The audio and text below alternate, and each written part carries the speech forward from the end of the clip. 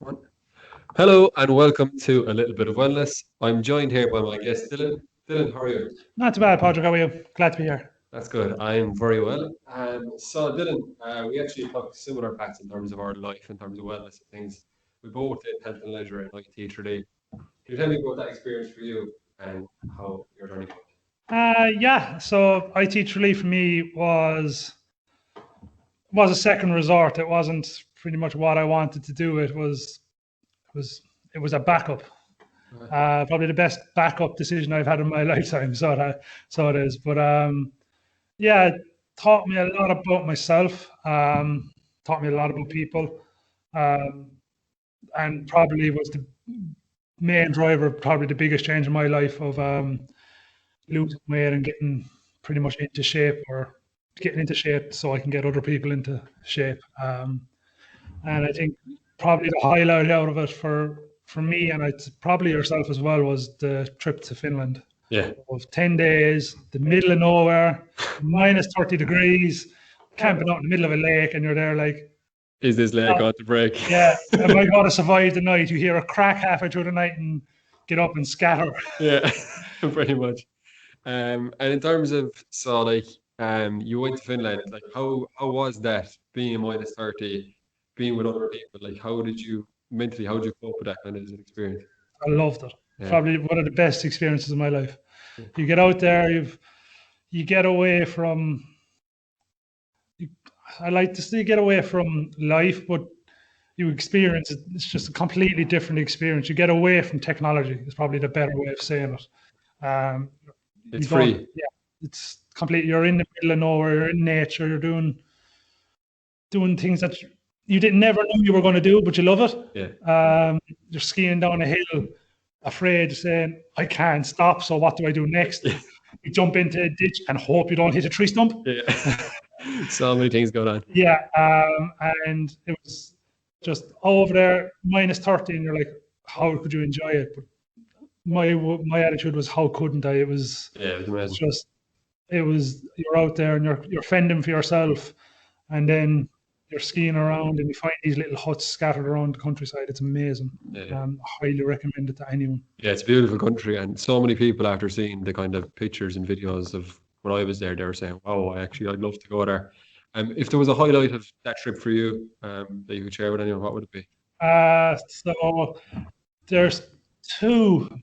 The main one was we were meant to go on this big long 100K trip one day, and that was cancelled. Unfortunately, that wasn't the highlight. But that night, a bunch of us just decided to get up, go out for the night, and pretty much skied around the middle of the national park in Finland, up in Kittilä for the night. And all you could see in the sky was reds, blues, purples, greens, Northern Lights. the northern lights, and Yeah, absolutely amazing. Try to take a picture with your phone, you can't see it. yeah, I know. It's You just, have to be there. I yeah, think that's the beauty of it. yeah, you have to be there, and it's something that, okay, you might, the odd time you might see them in Ireland, but nothing compared to what was there. Yeah, You're there, and the sky is lit up, yeah, and then you try and keep yourself warm and try to stay moving, but you just have to stop and look at the beauty of it. yeah. And with the you said it was minus 30. How did you cope kind of with the weather conditions from going from here, which I know we complain about the weather a lot, to an extreme kind of climate like that? Um, I didn't find it too bad. I suppose when you're up there, the cold is slightly different to what it is here. Yeah, it is. It's like a dry cold. Yeah, Um, you're fine. Like you could walk around in a t-shirt for a couple of minutes, but the minute if you start sweating and you stay still, yeah, then you're in trouble. It's exactly. like the cold, your sweat freezes, and Yeah, um, just being going prepared. And I think that was the good thing about health and leisure. So you pretty much 3 years to prepare yeah, to yeah, go. Like, so you were up in the mountain. First year, I think probably everyone made the same mistake. Went off, bought the cheapest gear possible. Went yeah, up the mountain and went, oh no. yeah. This isn't gonna work. Yeah, and then the second year came back with a bit better gear, and then third year you said, okay, I'll get the proper stuff now because I have to. Yeah, yeah, no, definitely. Like you just said there that first year, like you're kind of preparing for 3 years. And talking about health and leisure, I think health and leisure kind of prepares you for life. Oh, Um, 100%. so when you Yeah. kind of break it all down together, and in terms of like modules you did, things like that, what kind of had the biggest impact on you with all the modules? Um, I think happened to do I think it was called activity leadership. Yeah. Was it activity leadership? And what's the other one? Where we had to do our reps qualifications. Yeah, they're all It activity was leadership. activity Yeah, leadership, it wasn't it? was an Yeah, I think advanced that was side. the best one for me because I was a very shy, quiet, into myself person. Okay. And when you do those modules, you You don't have a choice yeah, but to come out and perform. be yourself. You have to. You can try and put on a persona, but that doesn't work. Like you get found out very quickly. And I think that was probably that and the hill walk and the kayak and the outdoor activities were probably the two big ones for me because the activity leadership brought me out of myself. The outdoor made me learn about, it just helped me learn about pretty much living life and being prepared, being organized, the importance of it. And just kind of life skills of learning to navigate around the mountain. Yeah. If you can do Read that, you can a conquer. map. Yeah, Think about like it's happened to us all. We've all been somewhere. We've got lost. Phone's dead. Sat nav's dead. what you do. You stop and ask for someone has no clue. Or can't understand you. Yeah. So So yeah, I think it teaches you life skills and like kayaking teaches you how to be safe on the water and everything like that. So I think those are the two big ones for me. yeah, and like myself and Dylan are co-workers. For anyone that's wondering, like we both work here at the Slow Community Centre. You were working here while you were in college. Like, how did you find, say, a work-student balance? Like, how was that? Um, it wasn't easy because, especially with the health and leisure health and leisure course, it's like a full-time job. You're there 36 hours of the week, Yeah, or I think it's 36 to 40 hours of the week. So like you're there pretty much 9 to 4 or 5 or 6 every day. each day, except for the Friday. Yeah, But then I used to just work the weekends, and I might do the odd Friday as well at the start. But it was great because you go into the classroom, you learn this in a lecture or practical. Then you come to work and you apply it. But then you come to the realization that everything you do in college is with people that want to be there, and yeah, it's in the perfect situation. And then you exactly. come to work at like a gym where some people don't want to be here. They're just coming in because the doctors told them they have to be here, Yeah, or the thing you do they can't do, or the yeah, thing that like, in college you're told that, oh, this is the perfect way to do, for example, a squat. You get a person to do a squat and they're like, they can't do it that way, and you're like, what you do? exactly. You're not told how to improvise in college. Yeah, The only way you can improvise is through experience. Unfortunately, you have to make mistakes to get better at this job.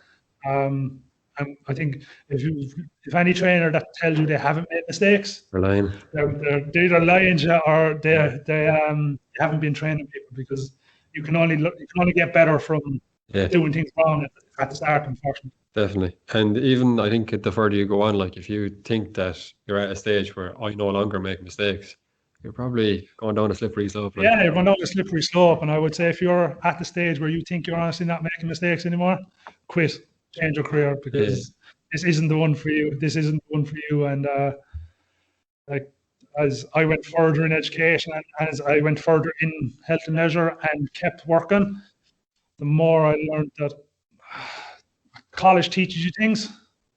It teaches you the very, very basic, and you have to go out there and you have to learn and you have to live it. get into the trenches, um, work with clients. And unfortunately, at the start, you have to do all your best work for free. Yeah, And I think I like people say they love coaching and stuff, and I think everyone is doing it for a career. They are doing it for a career, um, but you do have to have a love there because it's not a job that you're going to make massive money. no, You're not, and I think a lot of people are fooled into that perception that people are personal trainers are charging 40, 50 euros a session.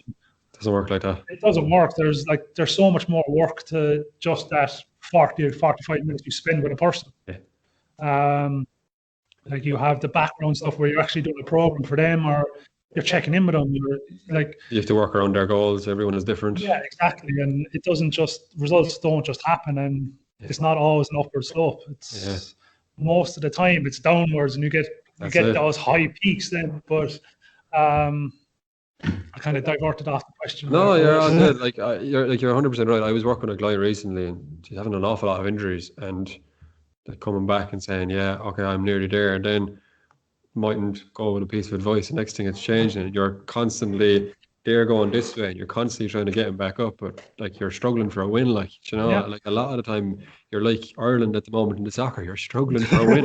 You Well, know? that's more than a struggle. Yeah, that's true. That's So it true. is. We're not as bad as Ireland yet.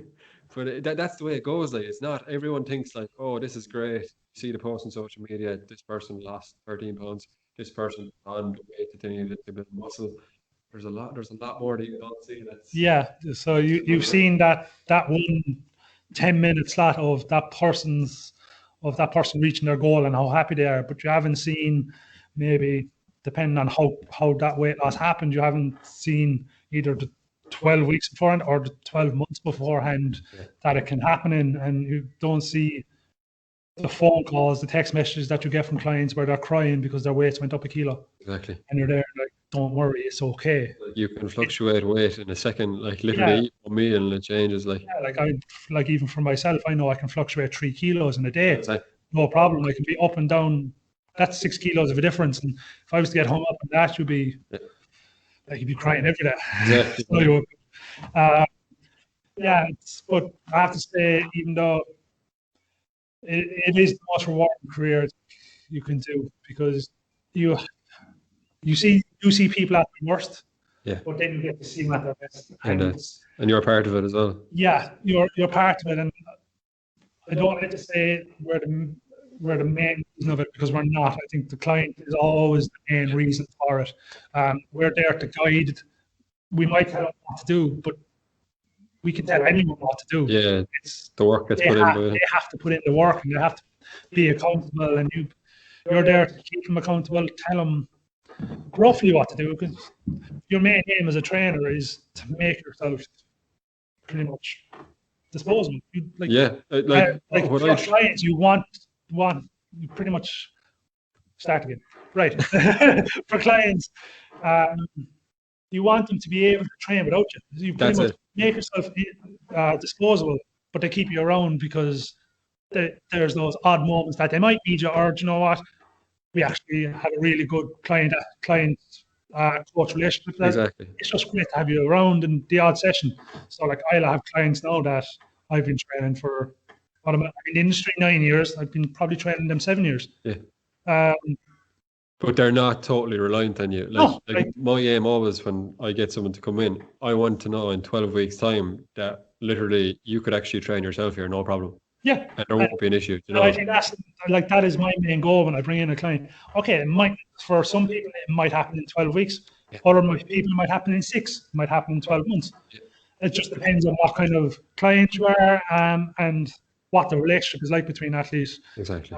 clients, because I think that's probably the most important part of any personal trainer, is being able to build that relationship and build that trust, Yeah. Trust is the key. because it can take a lifetime to build trust, but it can take a minute to destroy it. So like, I have a client where they hadn't worked with me before, and they were kind of humming and hawing about it, and it was a person that was loved to starve themselves Okay. of carbohydrates to Yeah. stay in shape they're in. And that's a pet peeve of mine that I hate when I hear that. So I pretty much I gave them a task and said, for a week, no, check your weight today. And now for the next 7 days, I want you to have carbohydrates with every meal. Yeah. And back a week later, we'll weigh in again and we'll see what happens. And this client always suffers a lot of bloating and Yeah. kind of struggling with sleep and energy. 5 days later, it wasn't even a week, they came back and going, "You're a genius." Yeah. And you're like, it's a small, simple change. It's the simple things. It's this, simple thing of where we just introduce something different. That person sleeping better, no bloating, and actually lost a bit of weight that week. Yeah. And But what people think is they see one person say, one influencer says, "Oh, this works for me," but everyone's body is different. So like there might be a specific training program. Oh, this gives you this eating, this gives you this for you. Yeah. But if I did the same thing, I might be getting way worse results. I might Yeah. be feeling shit. I might be, you know. So everyone's different. Everyone has a different Yeah, body. like, for example, me and you, we're two different people or two different sizes of people. Yeah. Like you eat the same amount, I eat the same amount. I'll probably want to punch someone because I'd be starving. Yeah. Absolutely starving. I'm not that small. I am that big. But no, it's 100% correct, definitely. And in terms of like yourself, you have a wealth of experience. You were saying you went into further education, you went into a master's and stuff. Like I've only did my bachelor's degree. What would you say is the main difference from doing your bachelor's to going on to a master's? Like what have you learned since? Masters, it is a step up. Like Okay. you, academically, it is a step up, and academically writing is the big step up. Okay. And what classes did you do? I done masters in sports performance as well in University of Limerick, and it's a big just step up, kind of academically writing. It's other than that, knowledge-wise, if you've been in the area and you have been coaching, you probably won't learn the whole pile. I think the biggest thing for our industry, for the masters, is the networking. It's just getting to know people that are smarter than you, because they're smarter and better at their job than you are. Creating ties with them. Yeah, ties with them, and pretty much try and learn as much as possible off of them. And then you're just constantly looking for people that are smarter than you. I think the further you go on, the more of a sponge you become. Yeah, You're trying to absorb as much as you can without everything pouring out. Apply it all.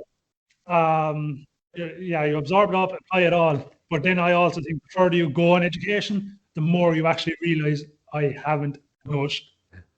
You can take too much, John. Yeah, like you could say, like you compare, you go through the phases of education, and you go, the further you go, the more you realise how much there is actually to know.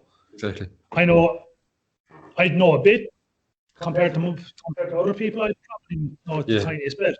But I'm okay with that because, as you said, I'm like a sponge. I like to learn off of everyone. I'm always learning.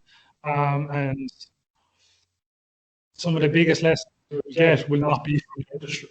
Yeah. So dealing with people, like you say, being PT is all about exercise. It certainly isn't. Like training people is the last part of it. That's the easy part. That's the simple. Yeah, people don't get that. You have to, you have to be a jack of all trades and a master of none. Pardon the pun. Yeah, that's a fact.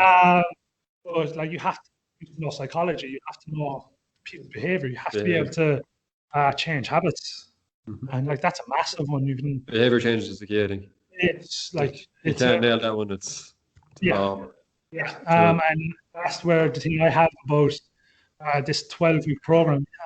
There's not a whole pile you can do in 12 weeks.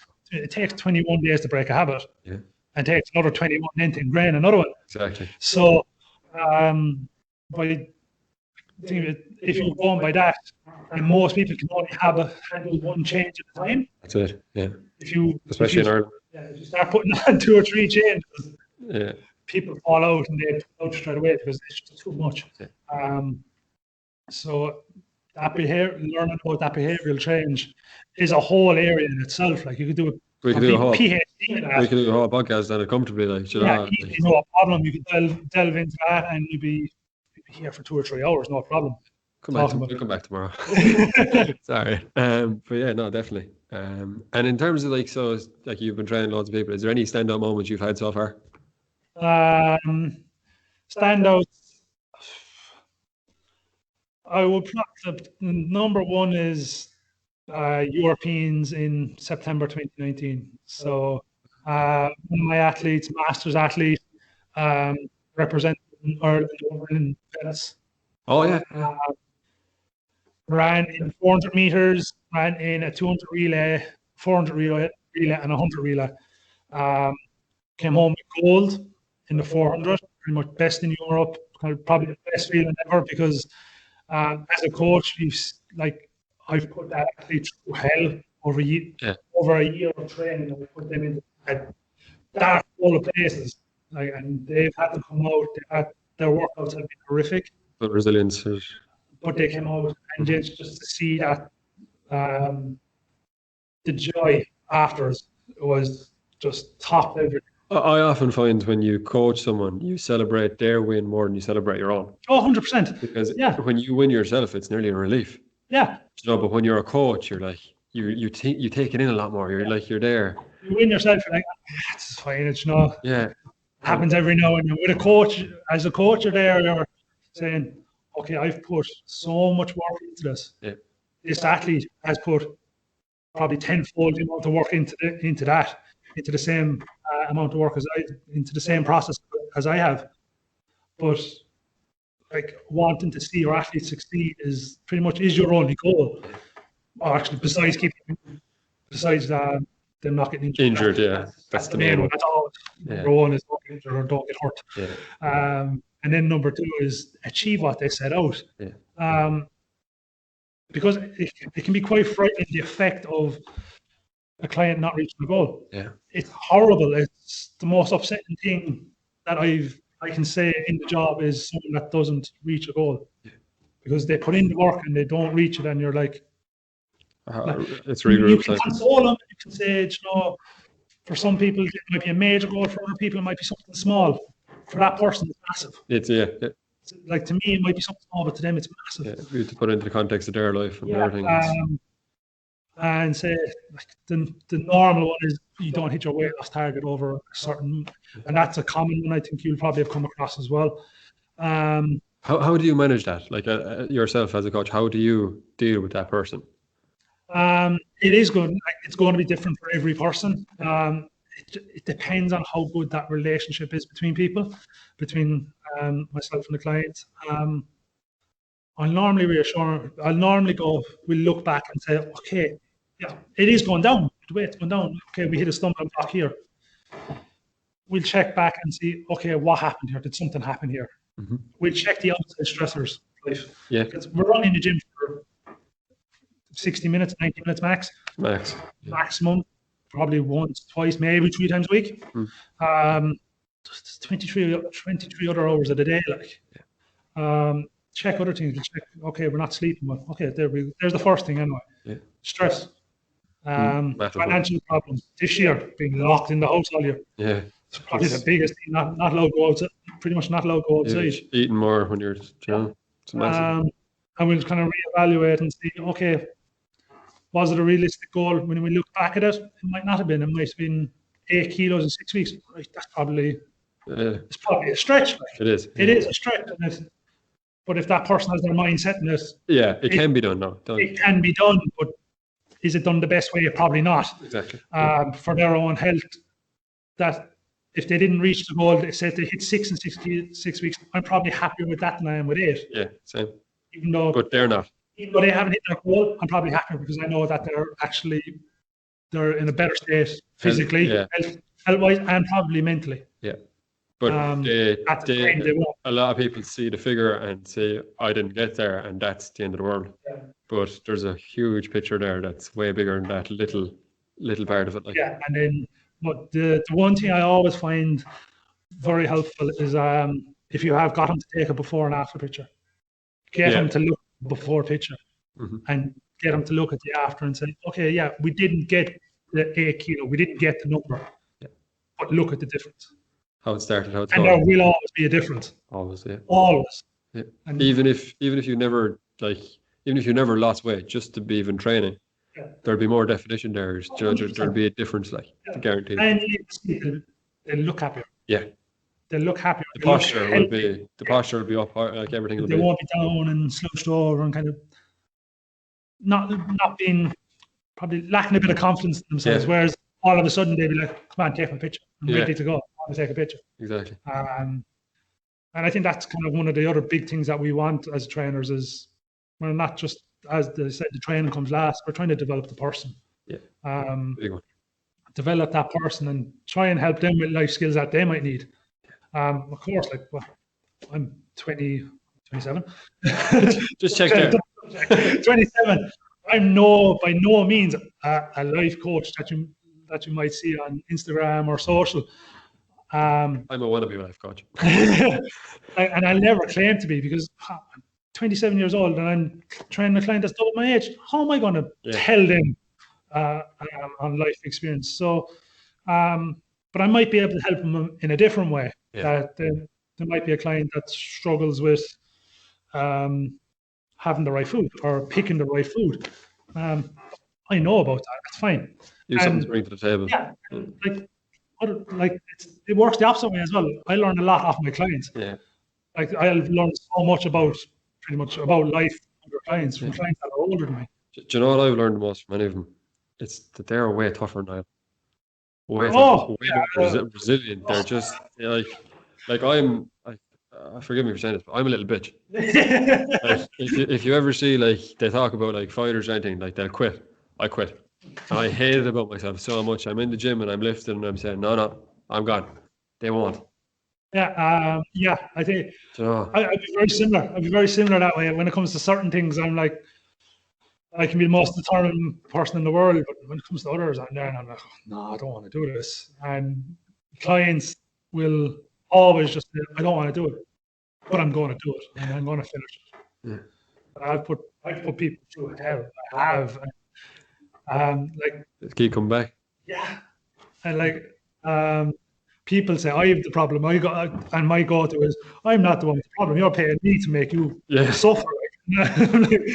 But like that resilience and most of the time I would say stubbornness. Yeah.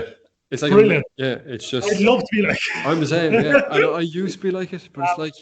I'd love to be like it when it comes to lifting in the gym. I will be that stubborn, but if you bring me out to like go running on anything more than probably a kilometer, I'm gone. Yeah. I'm the mentally weakest person who'll ever meet. I'm going. I'll find any excuse to quit. Oh, look, there's a fly. Stop. It's that kind of deep water thing. When you get brought to deep waters, it's just to try and come out of it. It's amazing. But you were just touching there, like, and how, like, we're talking about mental toughness, resilience, and things. You said like a big factor is now at the moment we're stuck in the house. We've had lockdowns and things. Like 2020 for you was a massive year. Do you mind sharing a little bit about that? It was a roller coaster. Yeah, you could say that. I'd starting off with the positive, getting dissertation sent in, and finally finished the masters, and 3 years of just stress of working 2 jobs, 3 jobs at times, and then studying as well. And you're there, and while you're working, you're trying to do half your thesis while you're working. Like you're in the building working, supposedly working, and you're there trying to do the final paragraph of your dissertation. But then you had there was relationships went down the Swanee, went down the Swanee, kind of bits and pieces like that, and then to top it off, we're getting COVID in October, and it's been told 27 to replace it, and that's not that's nothing that you want to hear at 27 years of age, and that you have to replace it. That's a lot of shit in 1 year, man. No one that a hip replacement the last 20 years, that means I'm probably going to have to get another 3 hips. Lucky 20 years. Yeah. So, but yeah, it's been a roller coaster of a year, but glad to say I'm on the better side of it now. You can see it in you, though. I haven't told you that yet, but it's quite obvious. Like the last few months, you can see since the recovery's been happening with hip and things, there's a lot more. There's that buzzes back, like. Yeah, coming back to being just my normal self. Yeah. He went away for hiding there for 3 or 4 months, but that kind of has happened because of so much going on in such a short period of time. That's a hell of a lot to take, man. It was. The one big learning I got from it was I would call myself as being kind of outside of training, being quite mentally strong, and I take criticism I brush it off. Like people, you normally hear rumors about yourself. I think every person has heard rumors about themselves or heard people's opinions about themselves. They never really get to me. They don't. I kind of leave them. I leave them go off the can't say it to my face. It doesn't bother me. Say it to my face. A serious issue. People's opinions that I care about, I will always listen to. Like people that I care about, I will listen to their opinion. If they're saying something similar to what people behind the backers think, then I might change something. You take it on board. But other than that, I kind of let it slip. But this, I think, after October, I think everything kind of seemed to, anything I heard about myself kind of just, it hit home. Okay. Everything. And that was after getting COVID. Yeah, so I would have got, and I got a COVID in I think it was mid-October. Oh yeah, when we closed down. Yeah. Actually, the reason we closed. Well, yeah. But there's a big stigma attached to getting COVID, isn't there? Oh, massive. Suddenly people look down on you like. I remember I'd done my 2 weeks quarantine. I was at home and kind of just finished up, and my 2 weeks finished up on the Saturday, and I decided, okay, do you know what, I'm not going to go till the Monday anyway, just to be safe, be surfing. And the Monday came, and I was so excited just to go for a walk because I'd been stuck in the house for 14 days. Yeah. Same company. You're there, and you're like, oh my God. You're like a grizzly bear, like. There's only so much Netflix you can watch. There's only so much PlayStation you can play. There's only so much you can read. There's only so much you can talk to someone on the phone. There's only so many meals you can hide slid into your door. Yeah, like, you know, and the worst thing about it during quarantine is I ran out of coffee. Oh. And like for me, I love coffee. I have this big espresso machine at home, and running out of coffee it was nearly worth having it. Yeah, because but I was so excited to go out and just have social interaction again with people. Yeah. And the first thing that happened was I walked down through the graveyard into the park from home, and I saw a few people that would not stop and talk to me. We'd always stop and talk. Pretty much every day have a quick chat. Anytime I was out walking, I'd meet them. And they stopped, froze, turned around, walked the opposite way. And like sometimes, like normally before, that mightn't have bothered me, but that hit home very, very. Because you needed that social interaction. Oh, massively. Because like, as I said, I've been pretty much talking to myself for 2 weeks. So other than talking to people on the phone and stuff like that, but that's not the same. No. I wanted to go up and just be able to have a chat with someone, and that kind of happened for probably up to about a month afterwards. That was happening, and then you'd have the people taking a wide berth from you. They'd see you, so they'd jump over to the next lane, or go onto the field, even though the field was 2 foot of water. They'd walk around. Kind of those things will get you down and kind of make it more anxious and stuff like that. I think that was the main part of it. And then, like, you probably heard like the symptoms of long COVID. Yeah. I think that hit me a lot harder. So COVID itself hit me physically, hit me very badly. I think that I couldn't walk. Like, I'm a fit fella. Like but I couldn't walk up the stairs. I'd have to stop halfway up the stairs, like 3 or 4 minute break, sitting down on the step. Jesus, man. And go back up again, and then I'd get into bed and I'd be absolutely wrecked because that had taken so much out of me. Yeah. Walk up and down the stairs. Like something that you would take for granted day to day and night. That's what COVID has all been about, hasn't it, though? Yeah, and then like you had the opposite of it, of my mother who was in the house with me. She got it as well. Yeah. Walked for 3 years of her life. And nothing. She didn't know she had it. And you're there, like, people were saying, oh, yeah, it's not going to affect the young people. It affected me. Yeah. And it affected me very badly. I know. Probably should have made the call to go into hospital, but I didn't. I was just too stubborn. Yeah. And other people probably needed it more than I did. Yeah. In the way I looked at it. That's a very nice way of looking at it. But it really isn't just something that affects people, affects elderly people, and it's not just dangerous to elderly people. Because I know someone that had got it as well. They got it at the start of kind of just around the March time when it came in, the first lockdown. And the man can't feel his foot now. He's no feeling in his foot. Right now? Yeah, he's no feeling in his foot now. Wow. done so much damage to his organs of his foot. He can't feel his foot, so like you could literally stab his foot, he wouldn't know. Jesus. It's frightening. Uh, that was his effect. My major physical effect was I lost 2 stone. Did you? Yeah. Over how long? So pretty much up to now, up to what are we? 31st of March. Um, probably up to middle of February. Then it stopped. So from say, the end of October to the middle of February, I lost 2 stone, and it wasn't because I was trying to lose it, because I was eating as much as I physically could. Yeah. But just because the effects of COVID, I couldn't eat. My appetite was so bad. Okay. That It's back now? it is back, yeah, but the weight started to go down again. Unfortunately, it's starting to spiral again. I had like a mini celebration there about 2 weeks ago. It was the first time I actually thought I put on weight. Yeah. It's not something you normally celebrate, like, but Yeah. I celebrated putting on 1.5 kilos. I weighed myself on Saturday and came back and weighed myself again on I think it was the following Friday. I'd lost 2.5 kilos. That was outside the daily fluctuation. Yeah.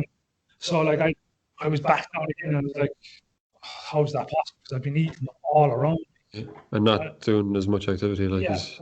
So like it's actually at the stage now where I actually cut back on training So- and eat more just to try and stabilize it. Maintain, yeah. Just to try and stabilize it. I've more control over it. And how long did it last? You said going up the stairs, you'd have to take a breath. How long before you actually were able to walk up the stairs? I think that lasted about 10 days. So that would have been when I had the symptoms. But for probably up to about 2 months afterwards, there was like a ball in my chest. Okay. Kind of. And couldn't inhale properly? Yeah, so like pretty much, say if I went for a light jog, and if it was cold, it was the worst. Yeah. Physically, I feel like I'm having a constant asthma attack. Okay.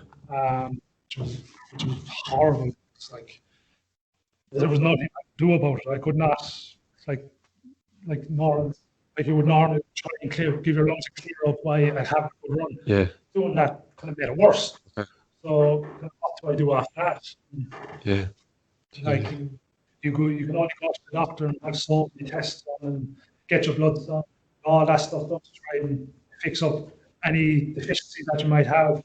But it still wasn't clear. So, and as I said, it took 2.5 months to clear. And did you have any deficiencies in terms of where you are low in iron or anything? I think vitamin D was the only one that it wasn't deficient, but it was a bit lower.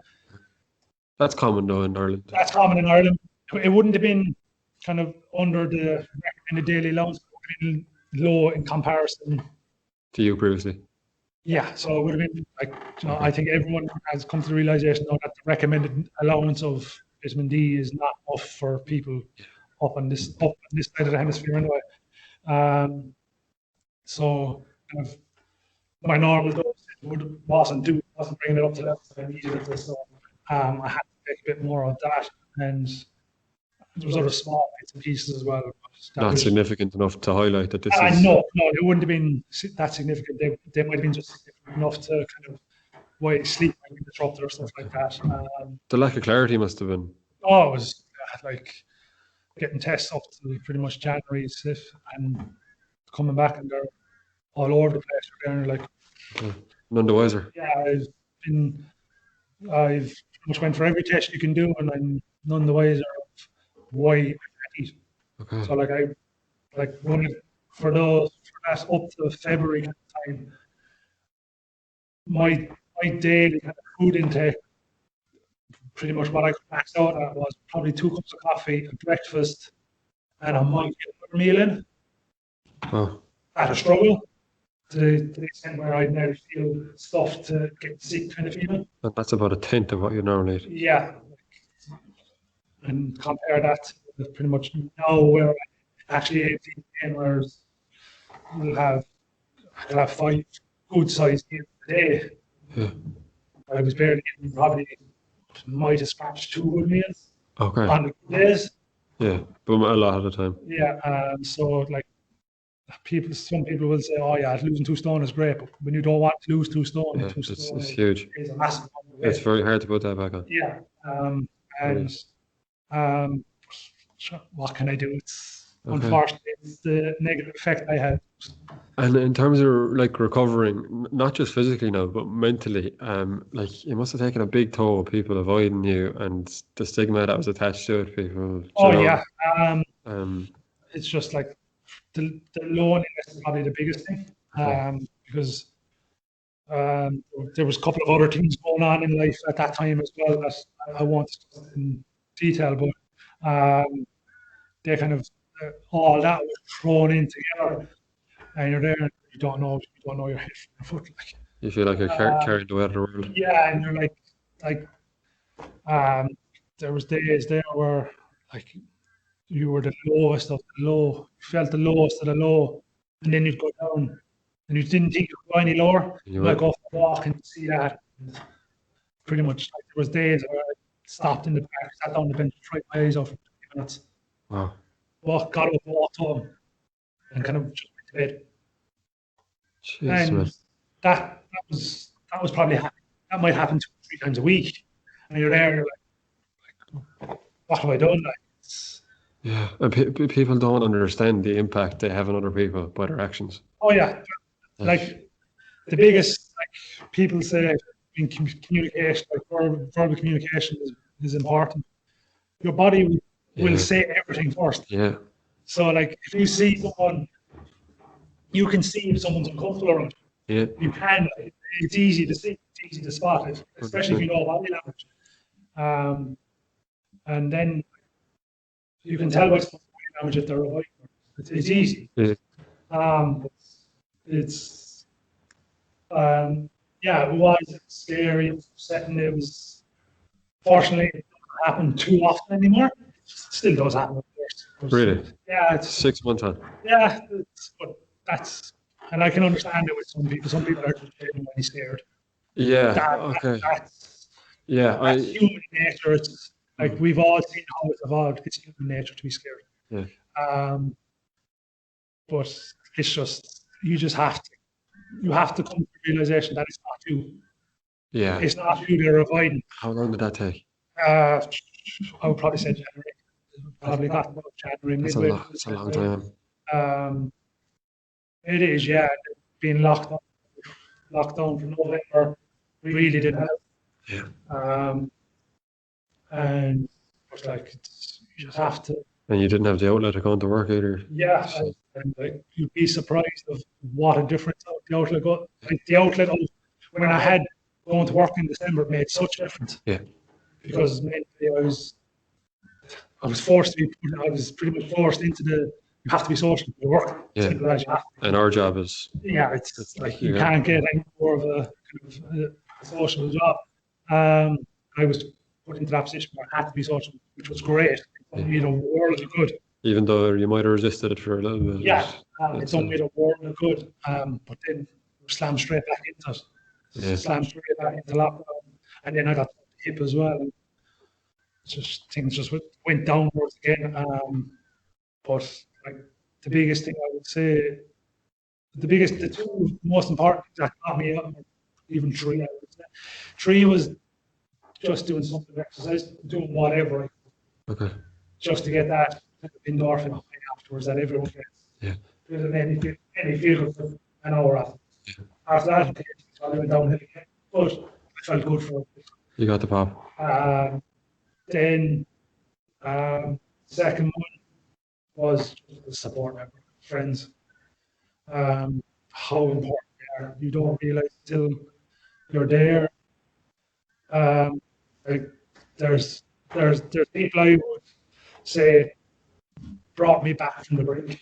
If, like towards the end of 2020, there was a couple of people that brought me back from the brink, brought me back to a very dark place Okay, where there was very bad dark thoughts. Um, so like that, and I'll be forever grateful to people. I would okay, do absolutely anything for those. But I also get to the realization of I have very few genuine friends that I would okay, consider really good friends. Yeah. Everyone has those people that you have crackers, you have that you would consider really, really good friends. But when it comes down But to when it, it comes down to the nitty gritty of being in that dark hole and you reach out to those people, they ain't putting their hand on. yeah, they put their hand out to pull you out of that dark hole.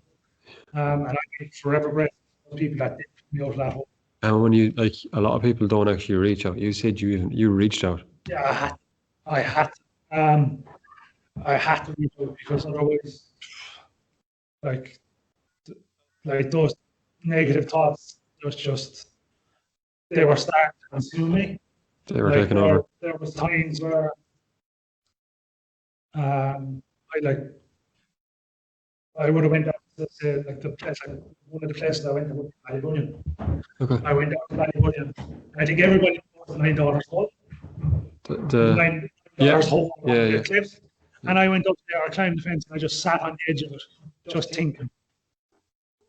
And just because like this was when things were at their worst, like this was like probably about 2 weeks after the people started avoiding me, and I just started getting really, really lonely. I just sat there saying, "Would it be easier?" Jeez, And you know, like I know people are pretty much like some people say that it's the easy way out. Like, but like from being in that position, I would say it doesn't feel like the easy way. It feels like the only way. wow. Um, I had no idea, and we would have been in communication yeah, that time. oh yeah, like, and like those two people that pulled me out of that hole, like this is like there's a funny kind of twist to the story. Like it's gotten very serious. But like I was sitting there dangling, my legs were pretty much dangling up there, and just thinking about it would it be easier. And I got a text from one of them saying they were having a panic about the smallest thing. Okay. Like it would have been a client of mine that we'd be very, very good friends with, and just having an absolute meltdown of the smallest thing. Yeah. The 1 kg maybe in the scales. No, it was. I think it was like they had a take the night before, and there were so many calories over their target. And I am there, and I'm like, I just started laughing. Okay. At this most inappropriate time, I started laughing. But it was what you needed. And then there was about 2 or 3 minutes later, I wouldn't be a religious man, but this just felt like an act from someone because it's too much of a coincidence that these both texted me at the same, pretty much the same time. Yeah. At that time. Yeah, like pretty much they're dangling my legs and they're there. They text me in, and I'm like, what's going on here? The second person texted me going, I was meant to be at a training session, and it'd be a training session I normally avoid. Okay. Because it's one of those long ones where you're going, probably the end of it. You're either going to be very close to sick, or you're going to have gotten sick. Okay. And that person texted me going, "Where the fuck are you?" Sorry for the language. It's all good, man. Just kind of put it into perspective. He goes, "You're not getting away with avoiding this fucking session. You're doing it. Where are you?" And I said, "I'm there in 20 minutes. Okay, we're not starting out." Jeez. And kind of after that, it gave me a kick up the hole, pretty much, of cop yourself on. And that's a very harsh way of looking at it, but it's just the way it works for me. For you, yeah. It's a cop yourself on. Yeah. There's no need to be like that because you have to think of everyone else. How is it going to affect everyone else? Yeah. And after that, I think those people just, like I said, I'm forever grateful. Okay. Because they've got me out of that dark place and they don't even know it. Okay. Yeah. Well, one of them might know actually, because I think I had to explain that story to them. But most people, like I was going to say, pretty much know what they knew, but there's going to be quite a few people know it now. But I think like these situations, they're probably going to happen to 9 out of 10 people, if not 9 out of 10 people at some stage in their life. Especially in this modern world.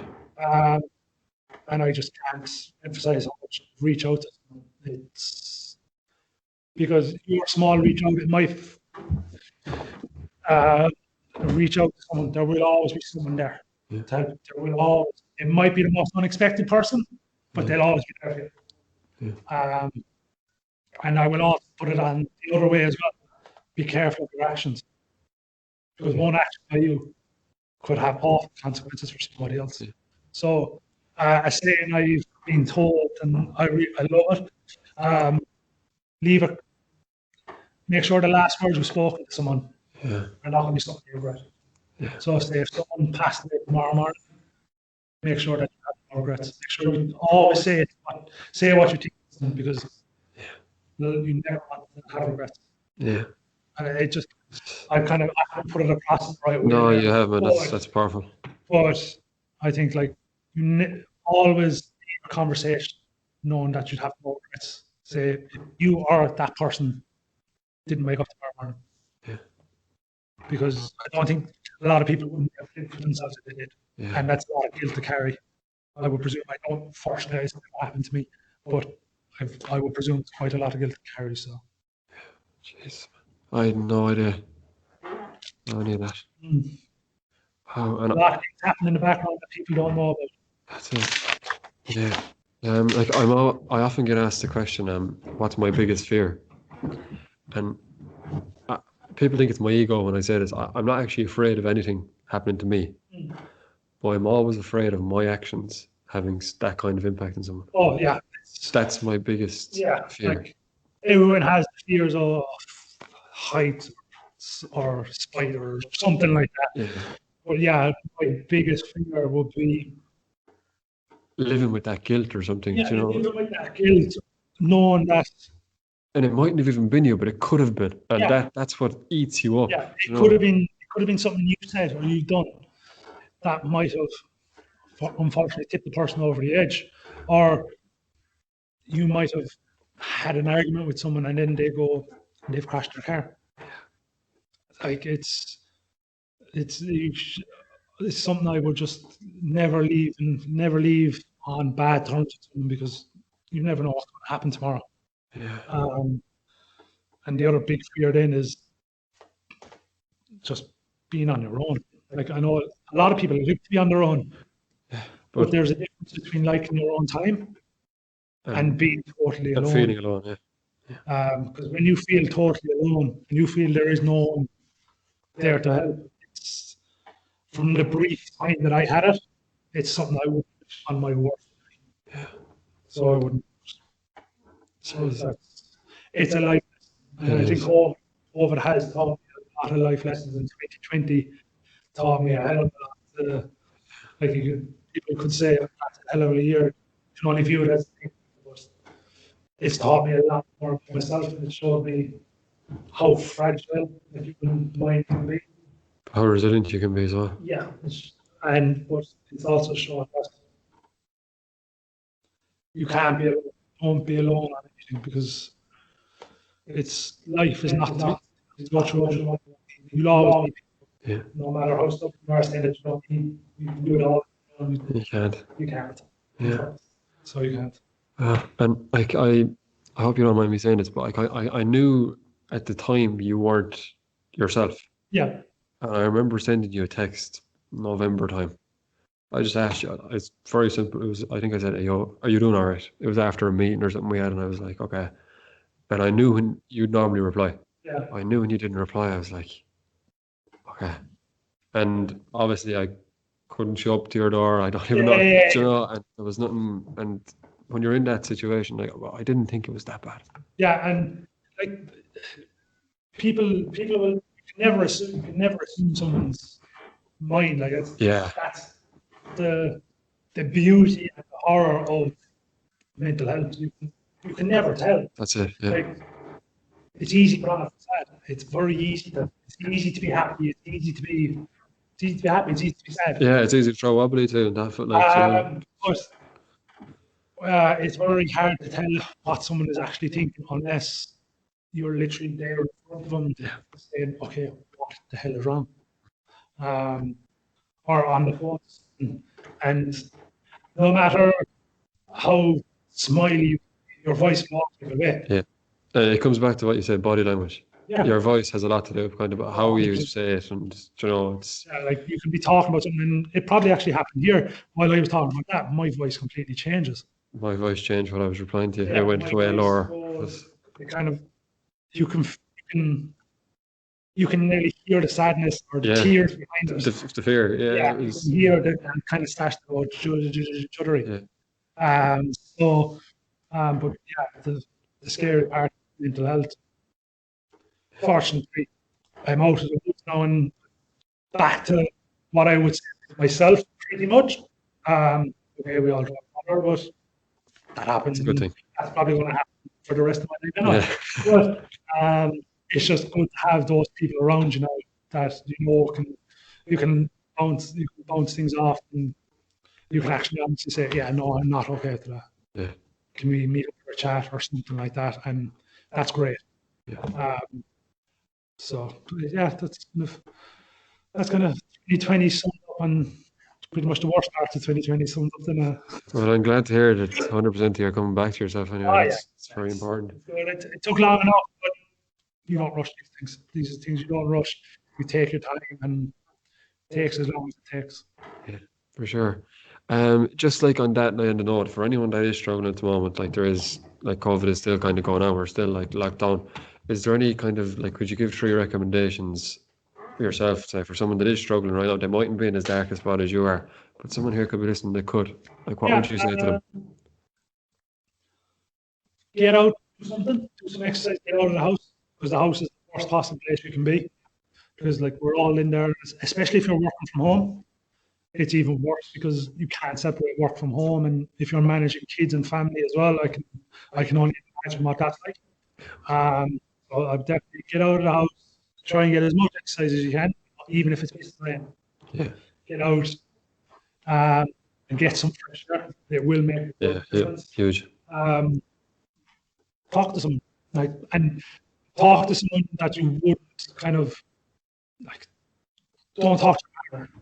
Pretty much the way I would say it, because your partner's always there for you, but they're also have their worries as well. Think of it, your partner's probably in a very similar situation as well. They're living it with you, so it's so they're probably not the best person to talk about it. Reach out to a friend. Reach out to if things are in very bad state. Reach out to a counsellor or someone like that, because that's their job. Their job is to help people, and just pretty much what else would it's because every situation is different. I think that get out there and talk to someone. Get out, talk to someone, and meet up. I know mental. Stay apart. If things are like that, social interaction can make such a difference. Yeah. It's such a massive thing. We are social creatures. We crave it. And if COVID has taught any of us anything, it shows how much we actually need it. Yeah. But yeah, talk to people and pretty much find something you love doing. Okay. I like that. And do it for me, it's besides exercise and stuff, because I classify that as my job and stuff. I love coffee, and so what I done to distract myself was I went and learned about different things. I learned about different types of coffee. Any specialty? I don't know. Toast. We're going to no, I would probably say maybe a homemade Thai garlic and chili, stir fry, maybe rice or something like that. So it's very fancy. Or honey and ginger, one or the other. You're a catch. Oh yeah, I can cook. I'm a good cook. I think that's the main thing for a guy. Yeah, I can cook. I can cook. I look after myself. I can cook. I'm fine. So find a hobby. Find something that you like doing. No matter what it is, it can be the stupidest thing in the world, but just do it because it'll put you in a good mood. It'll mentally distract you from the negatives. It'll get you doing some positives, and then talking to people will relieve those negatives a bit more. And that person that you talk to might give you an opinion going, you know what, that actually makes sense. They might actually say, yeah, I can see why you're in that position. And they might give you a different strategy of coping. Yeah. Like going back to just that part, the story of where I was, I would have, like, I'd be a person that knows different types of coping strategies for mental health. It would have been something I studied. Exactly. And they were not me. Yeah. And that's what I find really. That's the frightening part, because a person that doesn't even know about those coping strategies, how would it affect them? I presume it would be worse than it affected me, because I had some bit of a coping strategy. It's just make sure you have something there where you have a friend that you know you can talk to, have a hobby, get some exercise, and don't be too hard. Yeah. Everyone's going through something at the moment, so don't be afraid to say something. Or actually, another thing is, get rid of social media. I deleted Facebook and Twitter off the phone, because there's something, especially in lockdown, I was just sitting on the couch going, yeah. Oh, that makes me even more depressed. Look how well that person's doing. And I just deleted it off, and they're still gone. It's great. Yeah. The only time I'm on social media is in my work. It's great. And you're probably going to the fact that I'm not a fan of it. And you're complaining about that at work too. I run the social media here at work, and anytime I ask Dylan, can you do that? It's pretty much more. Anytime you ask me to do something on social media, it's 100% increase in workload for me. So because you don't do any anyway. Exactly. Fair enough. So I'm going to bring on something a bit more kind of positive for you anyway, that I might feel. But just the future. What do you see the future for Dylan O'Leary in 5 years' time? In 5 years' time, 5 years is a long time. A lot can happen in 5 years. A lot can happen in 1 year.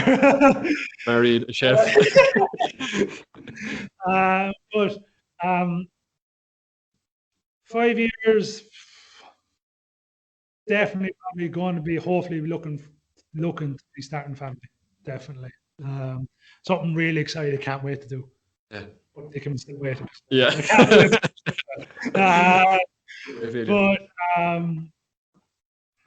definitely still working in my area, because I love it. I love coaching, and it's obvious. It's the most rewarding job you can do, because you see people at their absolute highest, and you're there and you're like, yeah, this feeling's addictive. You see people reach their goal and they go, yeah, I want to do this again. I want to do it again. And you keep wanting to do it. The drug. Yeah, and that's probably a good way of describing it. It is, and it's highly addictive. Where do I see myself? Probably won't be in Ireland anyway. Probably it'll be. Yeah, I don't know where it'll be. Hopefully by the end of this year, I'll be somewhere. I'll be much abroad somewhere, like the UK at the moment. It's probably the only letting people in. Yeah. Ever. Good old bars. Australia, great, but they're not letting people in. So yeah. But who knows after that? It's kind of, I'm a person that just likes to live in the now, and kind of what happens.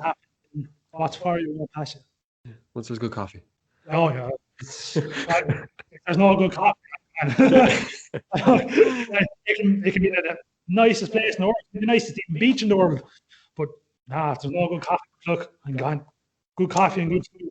When do you see a ban on coffee now at some stage? I saw it last week. I think I saw in the news, world coffee shortage, so the price went up. Is it? I'm just going to start stocking fairly soon. Start fairly fast. Instead of buying kilo bags, it's going to be buying 5 kilo bags. We're going up in weight, man. That's what it's all about. We're getting our workout done. All right, so we're very near the end of the podcast, my friend. One little segment that I do, I actually forgot it in the last podcast.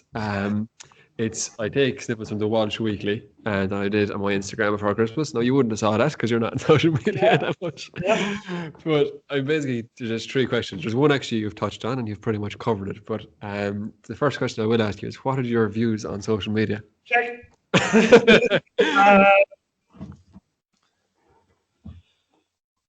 it's good and it's bad. It's great for keeping people together in the sense of it's great for keeping friends, family that say have been separated and stuff like that together. Getting to know people. Then like you have the negative side of the perfect life on Instagram. That every influencer has the perfect life. Paid, they get paid this and that perfect, and it's selling a false image to people. Like um, it's I'm very strong opinion on it, and I don't like it, but unfortunately in my area now at the moment, it's something Yeah. that you have to be involved. Uh, it's just I think like there's the odd influencer you'll come across that actually do speak what it is actually like Yeah. what real life is. Mhm. And but 9 out of 10 of them are there on Insta over and Dubai living the life Yeah. for 2 days, but they've probably 3,000 3,000 posts made on those couple of days. I think that's my own opinion. I don't agree, but as I said, that's my opinion. I'm entitled. Everyone else is they're terrible. Um, but yeah, it has its pros and cons. But the prime example we were talking about Iran was like you have influencers promoting like a pro, which is probably awful, but because this influencer is showing whatever 200,000 followers, their sales are through the roof. Yeah. Yet you're still drinking a bottle of water, Yeah. or diet pill, or the next best protein, or the next best workout. That's 6 weeks on, and you're gonna Go you're from gonna here to you're here. gonna look at this pretty much perfect chiseled person Yeah. from a person that's going to go from morbidly obese to this perfectly chiseled person in 6 weeks, and going to maintain that for their life. If it was only that easy, Oh, yeah, that is a fact. You're gonna hate me so on social media when I take over from Joe Rogan. Oh, the best podcast in the world. I won't get to see you. It's okay. Oh god, my own guests aren't even watching the show. Oh no, I'll have to watch it back in case I've said something I shouldn't have. You're all good. You're all good. So the next question is actually you're talking about influencers. The next question has the word influence in it. See that? Good at my job. Predicting what I was going to say. Yeah. It does where we live influence how we live. Massively, I would say massively. Like for me, I'd be like I live kind of in the town, but I would consider myself a country boy. Um, and you can see the difference between someone that live a town or a city compared to the person that's in the country. There is a difference, but like there's going to be differences always. But yeah, I think the major thing is where you live influence because there's only so many opportunities you can get where you live. Yeah. I think Ireland in general, say in Ireland, go to the essence of things, it's very limited opportunities based on where you live. So like if you're a person who lives over in Astley, like Yeah. what access do you have to people or Yeah. stuff like that. Yeah. So like you might look at people in Dublin, there's probably 1.2 million in So Dublin, yeah, the networking is something similar like that. So if you're training people up there, you have a massive market. In Kerry, what is it, 30,000? roughly Something like that. 30 Or is it 35,000. in the stone area or something like that? Yeah. But there's a massive difference there in markets. So that, of course, is going to influence your work. Social life, yeah, it's very similar. Like if you live in Dublin, you're going to have a great social life because there's so much to do up there. There's like for me, there's so many great places, so many places up in Dublin. Down here, you're lucky. You been to Dundrum? Hmm? You been to Dundrum? Yeah. Nice. Village, don't talk like the Yeah. village. It's top notch. There's proper good food place. Like we're very limited in Yeah, true. Yeah. area, so I think that there is a massive influence. I think it has a massive influence in where you live on the person that will be, are, and Okay. would you? Yeah, no, I do definitely. I asked the reason I actually came up with the question is because I'm the polar opposite, in my own opinion, of the 90 to 95% of the people in my area, Okay. just in terms of mindset alone. So a lot of them are, it's like that, whereas me, it's that. Yeah. But, that's kind of why I thought of the question. I was just looking around the people, same thing every day, every week, and it just seems that to no ambition, and whereas with me, I was different. But I noticed that they have their friend groups, and that kind of seems to influence. So one friend does one thing, they live here, and everyone else follows suit. It's Yeah. like Robert Frost has the poem, "The Road Not Taken," and it's two roads diverging in yellow wood, but not many take the road that has not. Not many take the road out. So there'll be a lot of people on this road, and most people will go there, but not many will take the road that there's less people on.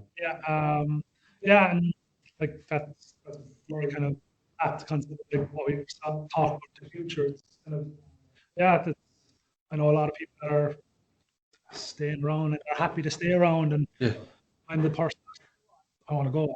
yeah, I want to live. I want to exactly. experience the world. Yeah, Unfortunately, I haven't do it yet, but I'm going to. yeah. And people think that sounds so cringy there to say, "Oh, I want to live, and I want to experience the world," but it's not. It's like when you look at things differently, it's a great thing. Like, There's a burning desire there to go and experience different cultures, to experience different people. yeah, And like people might look at that as being selfish, but it's I'm looking out for me. I'm looking out for my health. I want to achieve things.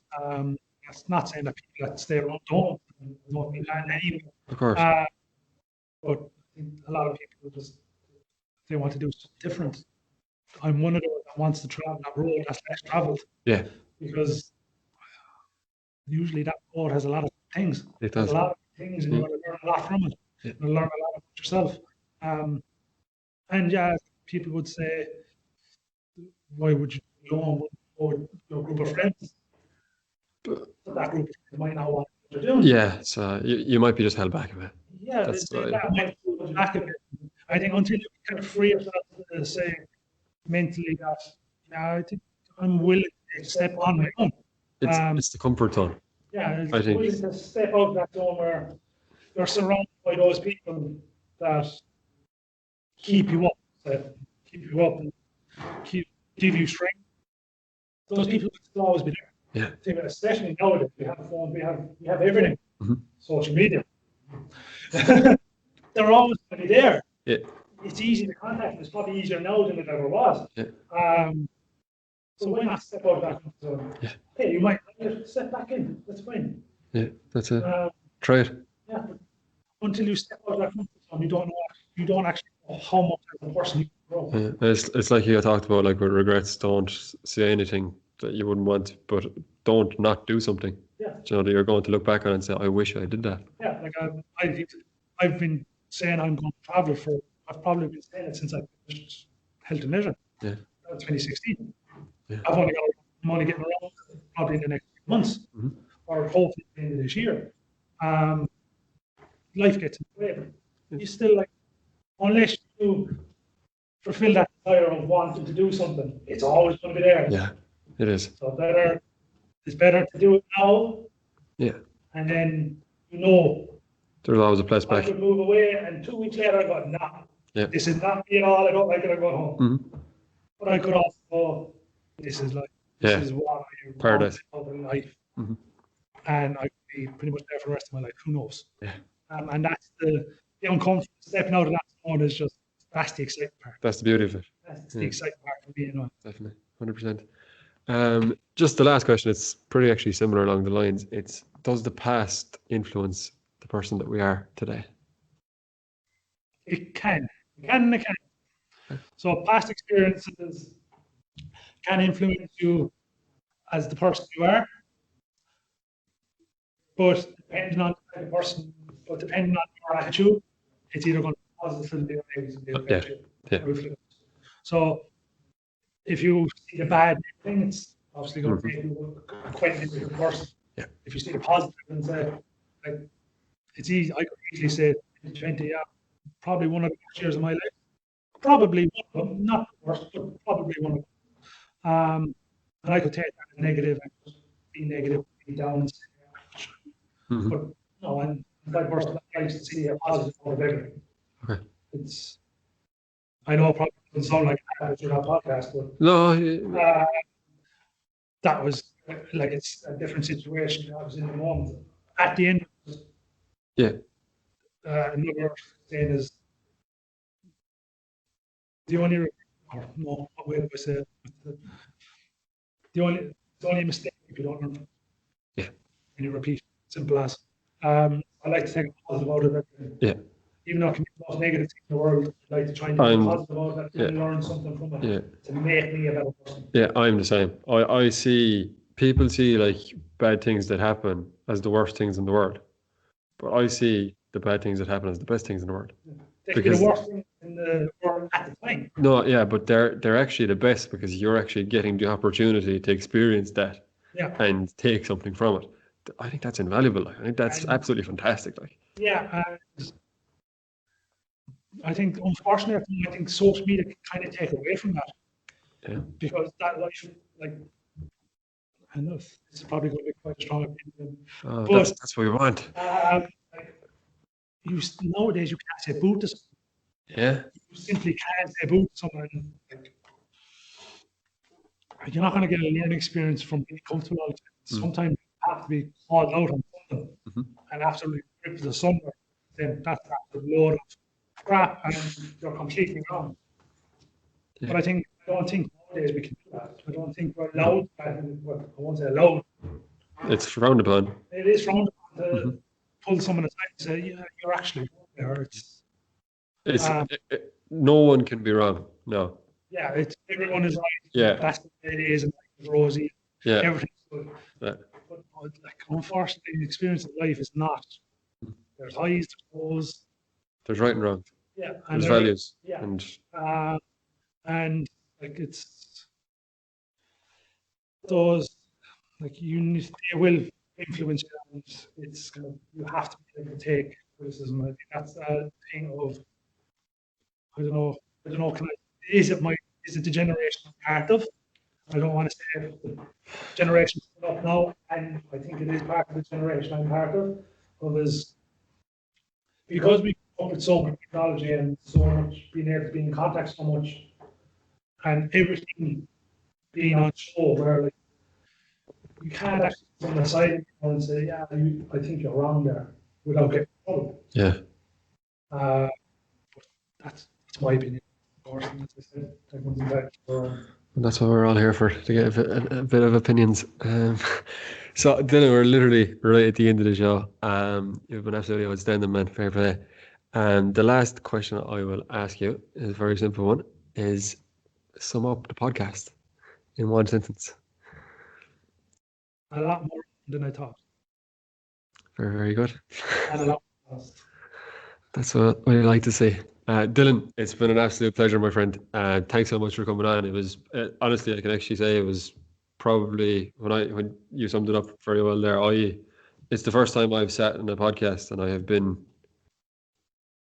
I was like just gone for 5 minutes. I was there. I couldn't, like, I was literally, man, I was in a total trance. Like, well, that's a good thing. Yeah. Good thing. It was. Well, thank you. It's a pleasure, and it's been nice to talk, and it was definitely. 100%, man. I really enjoyed it. Thanks so much, guys. I hope you enjoyed it. That's it for this episode, and we'll catch you in a bit.